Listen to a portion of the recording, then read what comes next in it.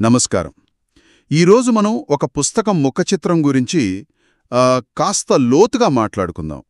మన ముందు doctor BV Pattabhiram గారు రాసిన పుస్తకం ఉంది, తెలుగు పుస్తకం. దీని పేరు మనసు భాష మైండ్ మ్యాజిక్ అని, ఇంకా పెద్దగా ఎన్ఎల్పి అని కూడా వేశారు. కేవలం ఈ ముఖచిత్రం చూసి మనకేమర్థం అవుతోంది, ఏం అంచనాలొస్తున్నాయి, అదన్నమాట విషయం. సరే, మొదట ఈ పేరు చూడండి, మనసు భాష మైండ్ మ్యాజిక్. వినగానే భలే ఆసక్తిగా ఉంది కదూ. అంటే మనసుకి భాష ఉంటుందా? అది ఎలా ఉంటుంది? మనం మాట్లాడేలాగానా లేక సంకేతాలా? చాలా ఆలోచనలొస్తున్నాయి. నిజమే, ఆ పేరు భలే క్యాచీగా పెట్టారు.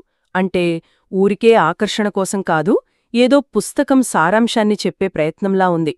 మనసు భాష అంటే బహుశా మన ఆలోచనలు, ఫీలింగ్స్, నమ్మకాలు ఇవన్నీ ఎలా పనిచేస్తాయో, అవి ఒకదానితో ఒకటి ఎలా కమ్యూనికేట్ చేసుకుంటాయో చెప్పడమేమో. మన సబ్కాన్షియస్ మైండ్ ఉంటుంది కదా, అది మనతో ఎలా మాట్లాడుతుంది, మన బాడీకి, మన బిహేవియర్కి ఎలా సిగ్నల్స్ పంపుతుంది, ఆ యాంగిలేమో అని అనిపిస్తోంది. ఓ, అంటే కేవలం మన థాట్స్ కాదు, అవి వ్యక్తమయ్యే పద్ధతి, వాటి మధ్యన జరిగే ఆ ఇంటర్నల్ కమ్యూనికేషన్ గురించా? ఇది బావుంది. మరి మైండ్ మ్యాజిక్ ఇదేంటి? వినగానేదో మాయా మంత్రం అన్నట్టు సైకాలజీ పుస్తకానికిలా పెట్టడం కొంచెం వింతగా లేదా? అవును, మైండ్ మ్యాజిక్ అనే పదం అది ఖచ్చితంగా దృష్టిని లాగుతుంది. బహుశా 2 రకాలుగా చూడొచ్చేమో. ఒకటి, ఈ మనస్సు భాషని అర్థం చేసుకుని దాన్ని కంట్రోల్ చేయగలిగితే మన లైఫ్లో వచ్చే మార్పులు అద్భుతంగా, దాదాపు మ్యాజిక్లా ఉంటాయని చెప్పడం కావచ్చు. రెండోది, ఎన్ఎల్పి టెక్నిక్స్ ఉంటాయి కదా, అవి చాలా ఫాస్ట్గా, ఎఫెక్టివ్గా పనిచేస్తాయని, కొన్నిసార్లు రిజల్ట్స్ చూస్తే అబ్బా మ్యాజిక్లా అనిపిస్తుందని చెప్పాలనుకుంటున్నారేమో. అంటే ఇది కొంతవరకు మార్కెటింగ్ స్ట్రాటజీ కూడా అయ్యుండొచ్చుంటారా? చదివేవాళ్లలో ఒక క్యూరియాసిటీ, హోప్ పెంచడానికి. మ్యాజిక్ అనడం వల్ల ఇదేదో సైంటిఫిక్ పద్ధతి కాదు, ఏదో ఈజీగా, అద్భుతంగా జరిగిపోతుంది అనే ఫీలింగ్ వచ్చే ఛాన్స్ కూడా ఉందా? అది మంచి పాయింట్ అడిగారు. మ్యాజిక్ అనే పదం ఖచ్చితంగా అట్రాక్టివ్గా ఉంటుంది.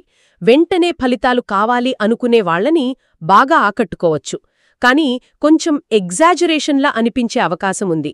ఎందుకంటే ఎన్ఎల్పి అనేది సైంటిఫిక్ అబ్జర్వేషన్స్ మీద బేస్ అయిన మెథడ్స్ కదా. దాన్ని మ్యాజిక్ అనడం వల్ల దాని సైంటిఫిక్ బేసిస్ మీద కొందరికి డౌట్స్ రావచ్చు.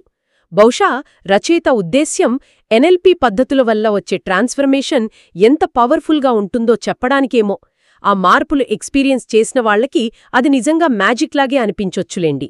ఈ టైటిల్తో పాటు అంతే ఇంపార్టెన్స్తో పెద్ద లెటర్స్లో ఎన్ఎల్పి అని విడిగా ఇచ్చారు. అది టైటిల్లో కలిపేయకుండా ఒక సెపరేట్ ఐడెంటిటీలాగా. దీన్ని బట్టి చూస్తే ఈ